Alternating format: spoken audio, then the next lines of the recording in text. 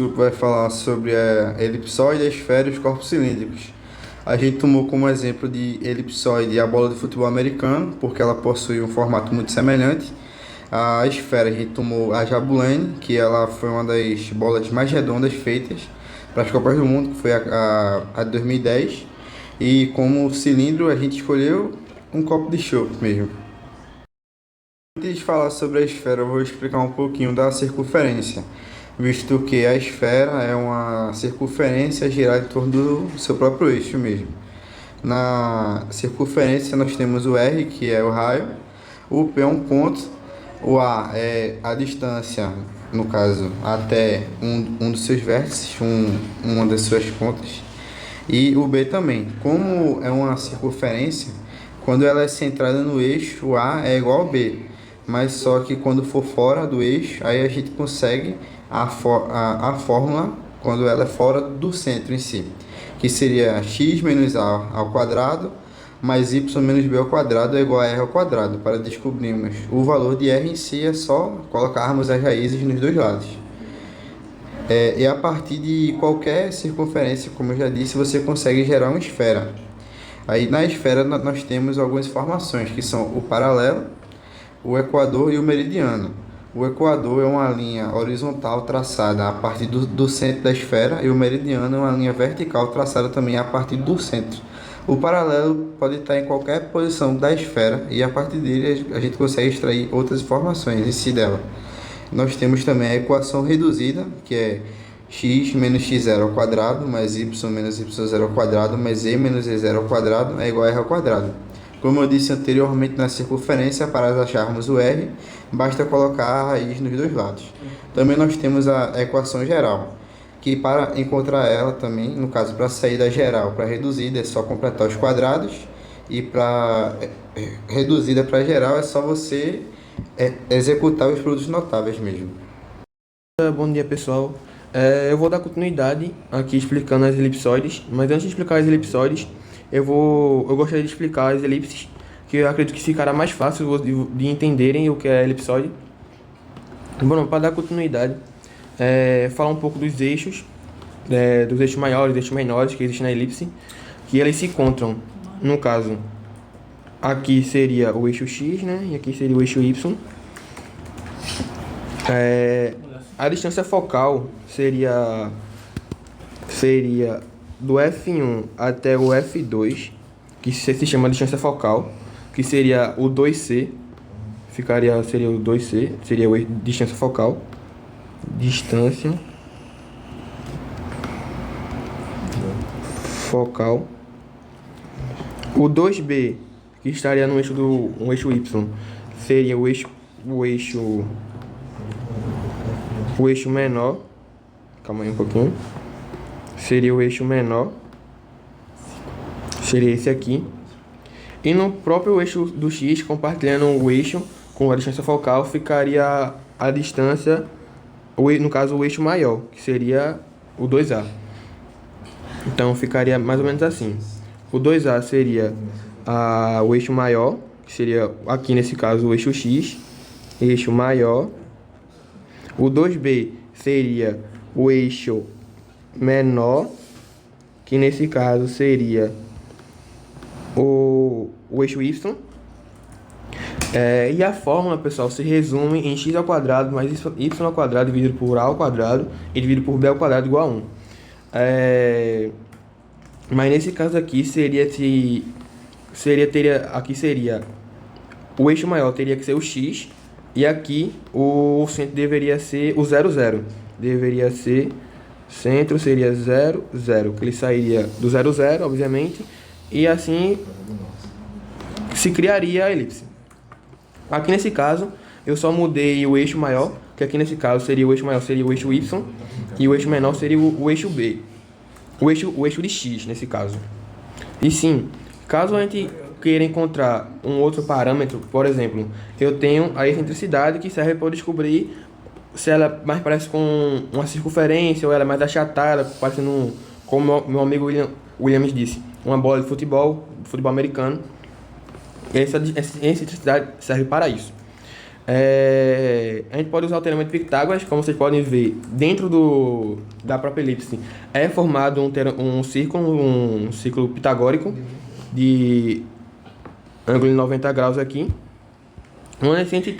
onde se a questão da a excentricidade, a gente tem o C e o A gente pode descobrir por um simples teorema de Pitágoras o B. Sobre as elipsoides, a principal diferença que a gente pode encontrar nelas é que surge uma nova dimensão, seria o eixo Z. Todos os seus membros são positivos ainda, o que diferencia ela da hipérbole e da hiperboloide. E a partir de qualquer elipse você pode encontrar uma elipsoide, girando a elipse em torno do seu próprio eixo. No caso, poderia ser o eixo X, o eixo Y, o eixo Z. Explicando um pouco a fórmula, não tem muito o que dizer, ela só surgiu agora o Z e o C. O C como semi-eixo e o Z como um novo eixo, no caso o eixo do Z, né? Nessa fórmula aqui da equação reduzida, o centro dela seria o 0, 0, 0. Nesse caso aqui, o centro saiu do 0, 0, poderia ser 1, 2 e 5, por exemplo, ou 3, 4 e 6. Aí, no caso, quando o centro não é o 0, 0 mais, a gente utiliza essa fórmula aqui. Explicando um pouco melhor sobre os eixos, sobre os semi-eixos, eu não vou conseguir desenhar tão bem, mas para isso o meu amigo Jonas vai conseguir explicar melhor no final do gráfico. Ele vai mostrar o gráfico no final, explicando melhor, vocês vão poder ver de uma melhor forma do que eu fazendo aqui agora. Mas como só para explicar, dar uma leve explicação para vocês já irem sabendo de algo, vai servir. Bom, os principais eixos no caso seria o eixo Z. Fazer aqui o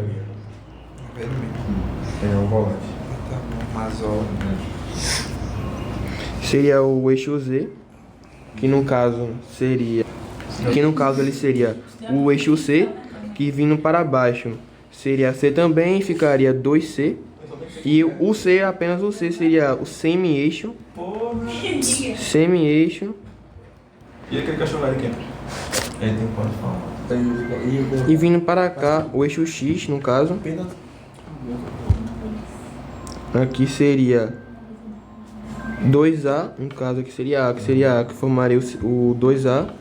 E para cá seria o B, que formaria o 2B, obviamente. Os semi-eixos são apenas um lado, o B, o A e o C são os semi-eixos. Explicando também um pouco agora sobre as linhas de traço, seriam as elipses que são formadas quando a gente corta isso aqui, por exemplo. Quando a gente corta o eixo, no caso seria o eixo YZ, a gente formaria uma elipse baseada no YZ, que não teria valor de x. Mesma coisa serviria para o x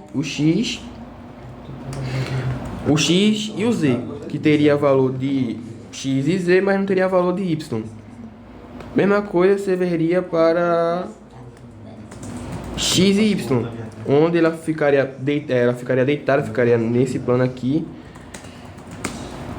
Ficaria nesse plano e não existiria valor de x, valor de z. Bom dia, meu nome é Arthur Dionísio e eu vou explicar aqui sobre as equações, os semi-eixos do mesmo tamanho. Bom, dá para notar que se a gente chamar esse A de R, esse ponto aqui central na esfera de C, dá para observar que tem uma propriedade aqui que a distância entre qualquer ponto na superfície dessa esfera ao centro vai ser a mesma. Então dá para a gente deduzir uma equação para ela utilizando a fórmula de distância do ponto. Vai ser nada mais nada menos do que isso daqui, ó. O D ao quadrado, que é nada mais nada menos do que o R, vai ser igual a, vamos dizer que esse X, esse C, vai ter as coordenadas X do centro,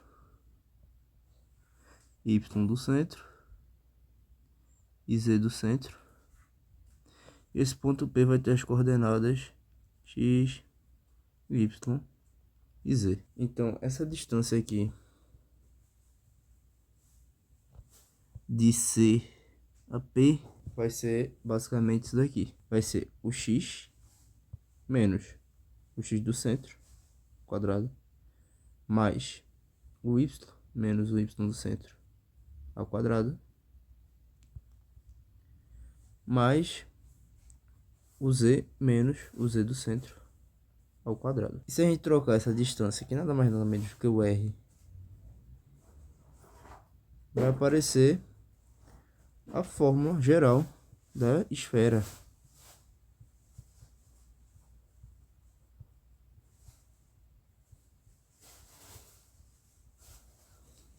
E se você plotar o zero aqui como o ponto central, vai nos dar essa fórmula aqui.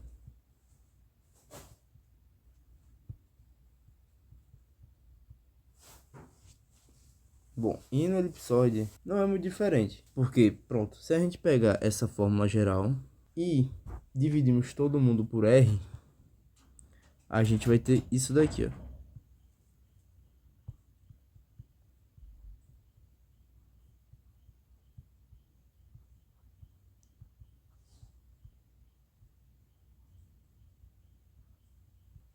Dividir todo mundo por r ao quadrado, né? No caso.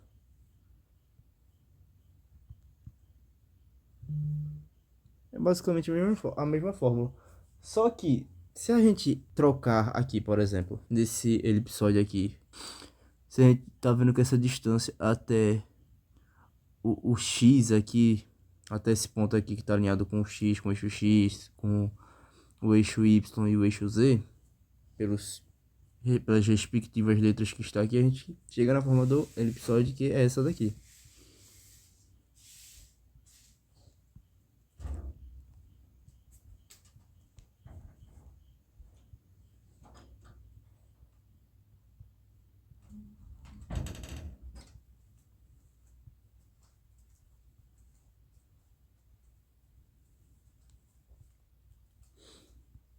Que é basicamente a fórmula do elipsoide. E com isso a gente consegue resolver alguns exercícios aqui. Vou pegar aqui um primeiro.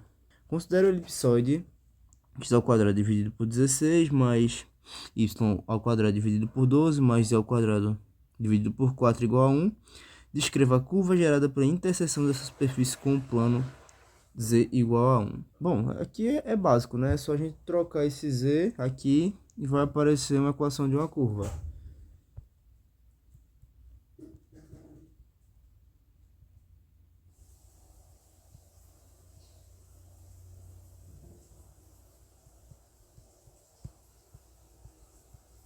Manipulando isso daqui, vai nos resultar nisso daqui, ó.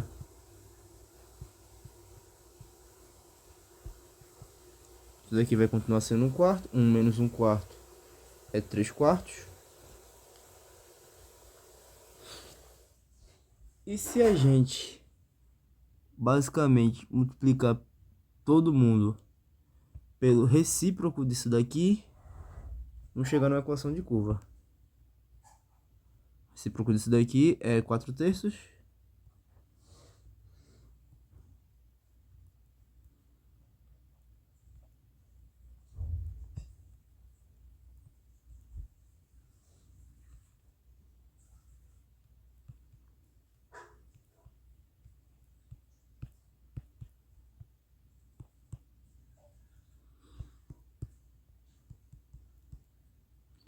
Daqui vai ficar 4, isso daqui vai dar 12. Esse 4 vai aqui, isso daqui vai ficar 9. E aqui vai ficar 1. A gente chegou numa elipse. Se observar muito bem isso aqui, vai descrever uma elipse. E dá pra gente tirar algumas informações dela, né? Bom, o eixo maior, né, que vai ser base que tá aqui embaixo do x ao quadrado vai ser igual a 12. Então a vai ser igual a raiz de 12. E vai basicamente 2 raízes de 3. E o b, que vai ser o menor, né? B ao quadrado vai ser igual a 9. Então b vai ser igual a 3 em módulo, né? Bom, com isso dá pra gente montar já a equação no gráfico, né? Dessa curva. A gente pode montar aqui, ó. Vamos deixar basicamente somente no R2, né? No XY. A gente consegue mostrar aqui, ó. Bom, o A ao quadrado vai ser igual ao B ao quadrado mais o C ao quadrado. Essa é a distância do foco ao centro, né? Se a gente observar aqui o centro dessa curva vai ser o 0, 0, a origem. Então o 12 vai ser igual ao 9 mais o c ao quadrado. O c ao quadrado vai ser igual a 3, então c vai ser igual a raiz de 3. Com isso, dos elipsoides e da esfera, que nada mais nada menos do que um elipsoide, só que com o primeiro foco. Deixa eu montar aqui. Desenho. Não vou deixar muito em escala não, muito certinho não, mas é só para ter uma ideia. Então, deixa eu fazer aqui uma elipse.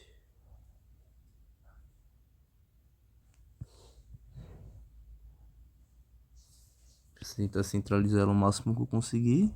Aqui, ó. Bom, esse tamanho aqui vai ser 3. Esse ponto aqui vai ser o 0,3. Esse daqui vai ser o 0, menos 3. Aqui na ponta vai ser o 0 raiz de 12. E aqui vai ser o 0 menos raiz de 12. E os focos vão estar em raiz de 3. Só que no caso aqui não é o 0 não, né? O 0 vai estar aqui no caso. Me confundi.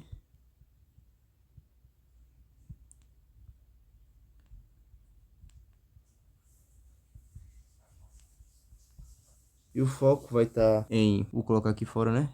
Vou dizer que esse daqui é o F1. O F2. O F1 vai estar em raiz de 3, 0. E o F2 vai estar em menos raiz de 3, 0.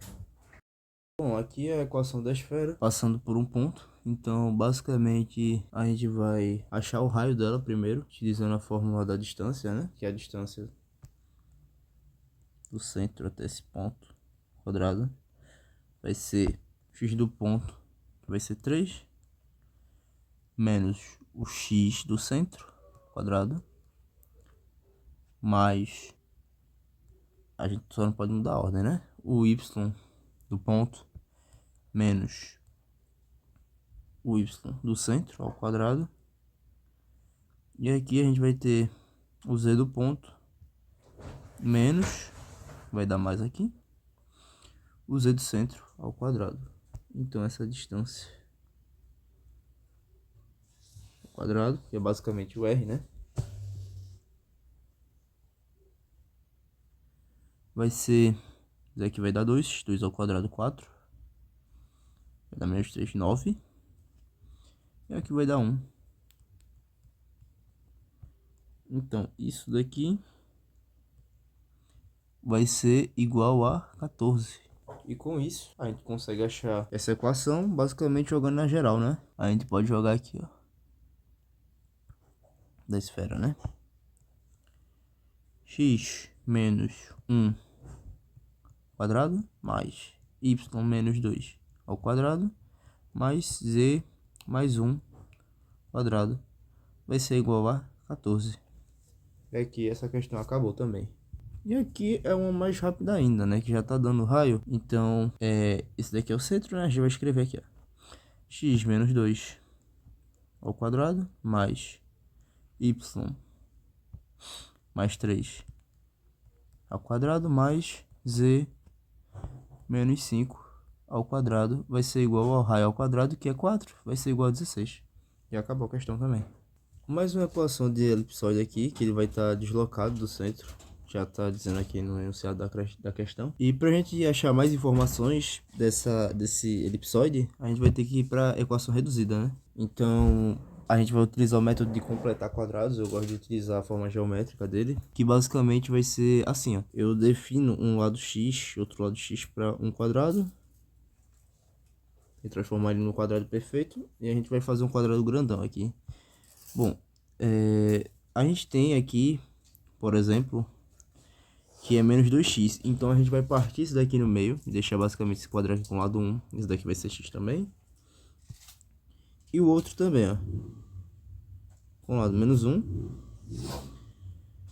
E bom, aqui pra gente completar o quadrado grandão, a gente basicamente vai ter que tirar a área desse lado aqui com esse lado aqui, que vai dar 1, essa área aqui. Agora, fazendo isso para a coordenada y, a gente vai ter... Vamos primeiro simplificar isso daqui, né? Vamos colocar isso daqui já. X ao quadrado... Não, x menos 1 ao quadrado mais 4 vezes y ao quadrado mais 2y mais... Cadê o outro termo de z? Não, só tem um termo de z, então a gente vai deixar daqui ao quadrado perfeito. 9z vai ser igual a 4 mais 1, porque a gente completou aqui o quadrado, né? A gente vai ter que adicionar essa parcela adicional aqui. Vamos dizer logo que é 5. Bom, vamos completar aqui esse outro quadrado. Fazer um outro quadrado aqui. Aqui, esse lado aqui vai ter y de medida, o outro vai ter y também. Aqui tem 2y, então a gente vai dividir por 2 novamente. Vai resultar que esse lado aqui vai ter 1. Esse outro aqui também vai ter 1. Daqui é y, esse daqui é y. Se a gente de novo para completar o quadrado, a gente vai ter que somar mais 1 ao quadrado. Aqui vai dar 1 também. Então a gente vai pegar esse daqui, vamos reescrever esse daqui novamente.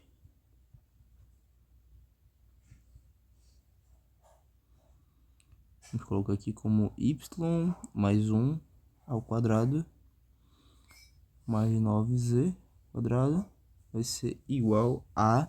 Vai ser 1 vezes 4, né? Então esse daqui vai dar 9, se a gente somar aqui. E a gente vai dividir tudo por 9. Para poder isso daqui ser igual a 1.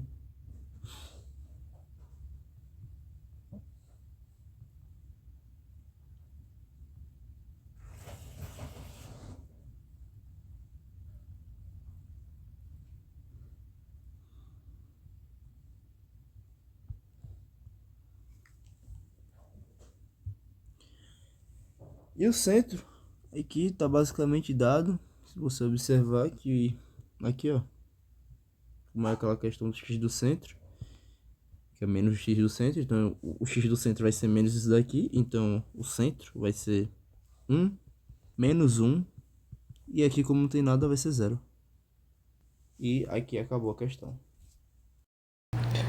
Bom dia a todos, me chamo Jonas Matias, vou falar um pouco sobre superfícies cilíndricas, tá? Tentar ser breve, o tempo é curto, mas eu quero que vocês tenham a maior absorção possível do assunto. Vou fazer uma breve recapitulação aqui do que já tivemos, né, no ensino médio, que era o prisma de base circular, né, reto, e o inclinado, né? Tínhamos que a altura ela era constante. Mas também, né, temos aí a superfície, né, de revolução, que no caso, nos 3 eixos,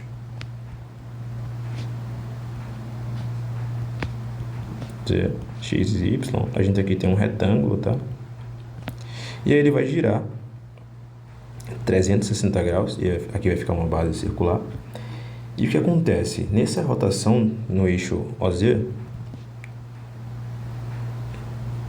ele se tornará um prisma de base circular, algo que já tínhamos, né? Esse, no caso, era o mais comum e a única coisa, creio, que víamos no ensino médio. Aqui ela não vai se restringir apenas a um prisma de base circular, tá? Vamos ver também o cilindro parabólico e, nesse caso aqui dos meus exemplos, o hiperbólico também, tá? O cilindro o prisma de base circular, ele tem como a equação x ao quadrado mais y ao quadrado igual a r ao quadrado. Nesse caso, o z é 0, mas aí poderia ser x igual a 0 ou y igual a 0. Nesse caso, eu adotei como z. Nessa equação, temos que o r ele é igual a 2. E antes de iniciar aqui a apresentação do gráfico, eu queria explicar o que é o eixo, o que é a reta geratriz e o que é a curva diretriz. A reta geratriz, ela vai girar, né, nesse caso, em torno da curva diretriz, tá? E ela sempre vai ser paralela ao eixo. Como podemos ver no gráfico, essa aqui em azul é a curva diretriz, e esse que está fazendo esse movimento é a reta geratriz paralela ao eixo, como podemos ver aqui, tá? Essa coloração, no caso, é por conta da altura. Com mais baixo fica azul e mais alto ela fica mais vermelho. Como o Z ele é zero, ele pode ser de menos infinito até mais infinito, tá? E aí eu restringi a esse domínio aqui para podermos verificar melhor o gráfico. E como eu falei, não se restringe apenas a um prisma de base circular. Eu vou demonstrar aqui agora com vocês, vou mostrar uma equação, no caso y igual a x ao quadrado sobre a. Nesse caso é 1,5. E aí vai ter a mesma premissa, tá? Vai ter o eixo, a reta geratriz e também a curva diretriz. A reta geratriz ela vai continuar percorrendo, acompanhando ali a curva diretriz e sempre paralela ao eixo. Aqui está a demonstração disso no gráfico. E também temos aí o cilindro hiperbólico, tá? Com função x ao quadrado menos y ao quadrado igual a 1. Nesse caso também eu zerei o z, tá? Mas aí poderia ter zerado o x ou o y. Nas questões a gente vai ver um pouco mais disso e como funcionaria na prática, tá? Fazendo exercícios.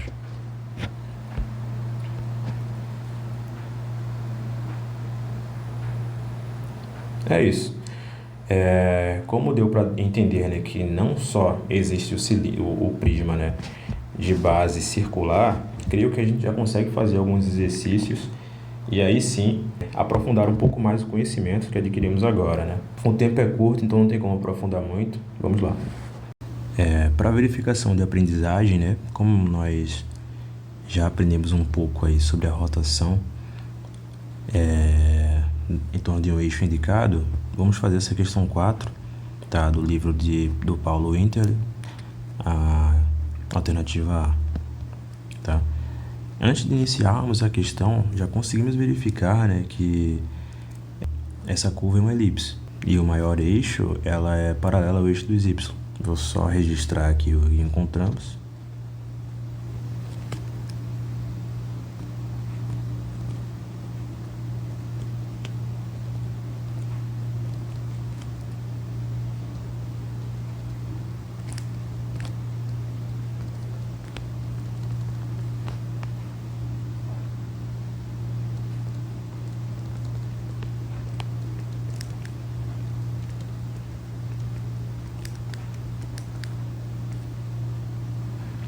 Pronto. E aí o que sabemos com isso? A gente sabe, né, que o maior eixo está ali acompanhando o y, né?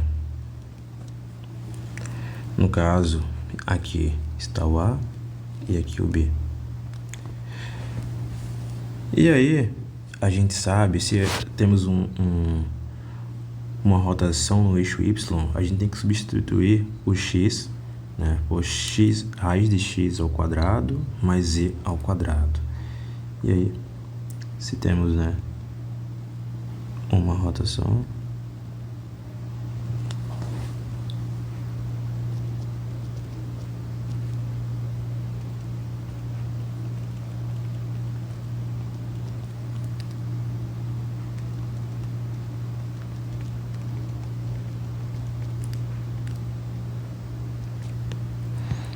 pronto. Substituindo agora na equação original, o que temos? A gente tem que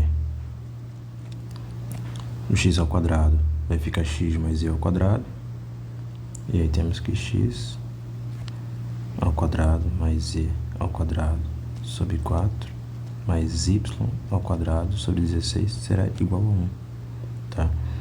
E aí a gente pode retirar, né, esse z, já que tem o mesmo denominador, e fica aqui x ao quadrado sobre 4 mais y ao quadrado sobre 16 mais z ao quadrado sobre 4 também, isso será igual a 1, tá? E aí descobrimos, né, a equação da superfície que foi gerada pela rotação em torno do eixo do z igual a 0. E aí a gente dá prosseguimento para a questão número 5, alternativa também A. O enunciado pede que nós temos que reduzir cada uma das equações da forma canônica, né? Identificar a superfície e construir um gráfico. E aí a equação ela é bem simples, né? sabemos que x fica x mais 0, menos 0 ao quadrado, mais y menos 0 ao quadrado, mais i menos 0 ao quadrado. Isso aqui vai ser igual ao raio ao quadrado. Logo, né, temos que o centro é igual a 0, 0, e o raio, né, será igual a 5. Para a construção do gráfico, temos que colocar aqui os 3 eixos.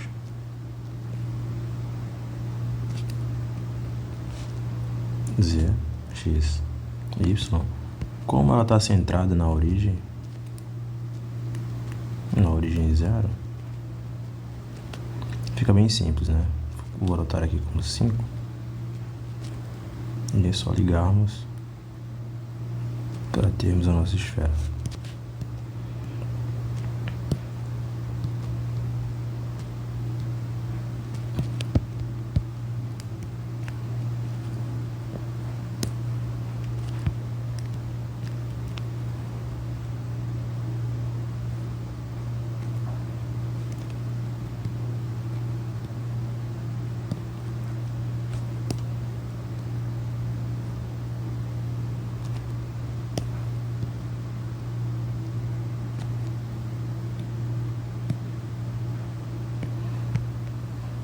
No caso, essa aqui é a equação na forma canônica da alternativa A. E aí nós vamos, né, para a alternativa B. E aí, para finalizarmos, né, os exercícios, eu vou fazer aqui a alternativa B da questão 5. Temos que isolar o 16.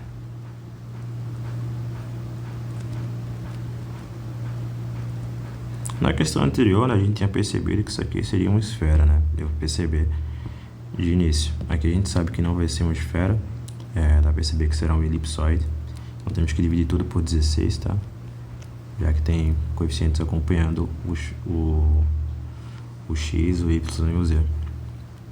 E o z não, o z está acompanhado por 1, né? Mas o x e o y estão. Então a gente divide, fica x ao quadrado, divide 16 dá 8, mais y ao quadrado dividido por 16 dá 4, mais z ao quadrado dividido por 16, isso será igual a 1. A gente sabe, né, que a fórmula da elipsoide, ela é x ao quadrado sobre a ao quadrado mais y ao quadrado sobre b quadrado mais z ao quadrado sobre c quadrado.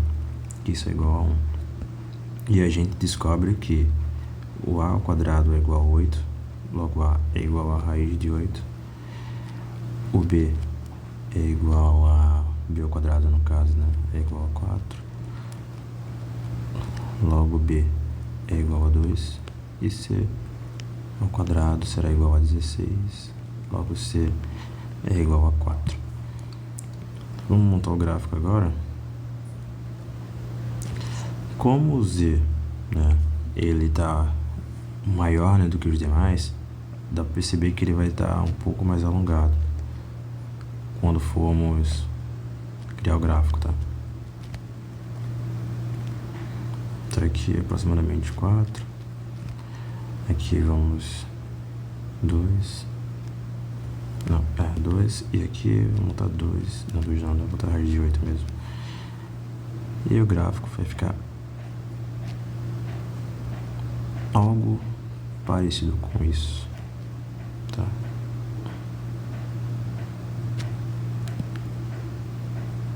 Não ficou bonito, né? Mas